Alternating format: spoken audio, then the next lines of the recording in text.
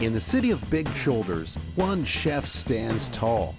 Although Mike Banas is no celebrity chef, and don't expect any kitchen outbursts either. Mike's the executive chef at Chicago's downtown Marriott, overseeing all the food served at this massive hotel.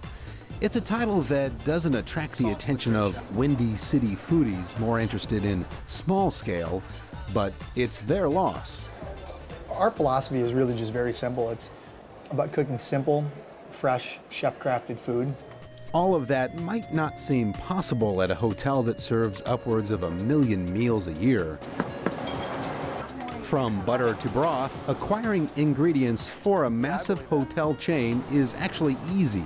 Place an order, and not long after, the ingredients arrive in bulk. Chef Banas is trying a different approach. Just outside of Chicago's city limits is Heritage Prairie Farm. Hey, Mike.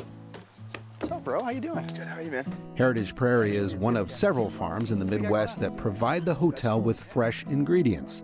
He came up to us and heard about us from another vendor. Everybody wants to use local product. Everybody thinks it is one of the fastest growing food trends in the country right now. You have to be flexible enough to use product when you have it. You know, last week I had a glut of cucumbers, so I called Mike and he took it, and he's going to find a way to use them. The skeptic is going to see this and say, wait a minute, there's no way he can source that much locally. It must be like 2% tops. I tell people a lot that actually, because of our volume and because of our size, it actually helps us. The farm that grows potatoes for me locally only ships 2,500 pounds at a time. Now, if you're a small restaurant, what are you going to do with 2,500 pounds of potatoes? I mean, that could be 6, 8, 10 weeks worth of production for you. For me, that's 10 days worth of potatoes. Besides sourcing locally, he prides himself on making things on site, curing their own Canadian bacon, hand-rolling the pastries, even growing herbs on the rooftop of the hotel. We grow a bunch of different vegetables up here, and the main thing we grow is a lot of different herbs. And in the summertime, like right now, we don't buy a lot of herbs here. We actually are able to grow quite a bit of what we need to operate our banquet department, our restaurants, and room service, all our kitchens. We've got Camille here. Hi, Camille. Hi. What do you have going on? Right now, I'm just picking some oregano, super fragrant.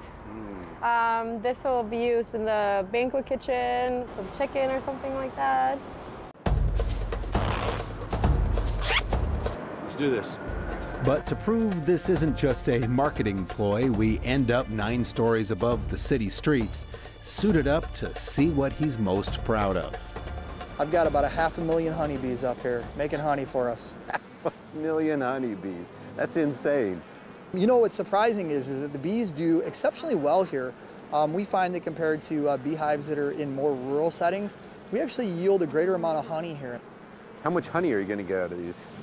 It depends. You know, every year it varies a little bit. This year it could be 100 pounds, could be 200 pounds, could be upwards of 300 pounds. I think it's another good opportunity to bring my team closer to nature. People recognize how important bees are to our food supply and what a big deal it is in terms of pollinating our crops. The honey from Rooftop hives ends up in pastries, and you'll also find a taste of that honey in the hotel's own micro-brewed beer.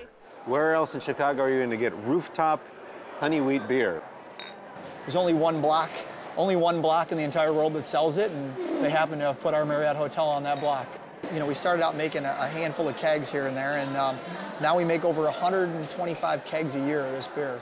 Chef Banas says while food sourcing may not be the first thing on the minds of hotel guests when they arrive at the Marriott, he gets positive feedback once they discover it's a priority here.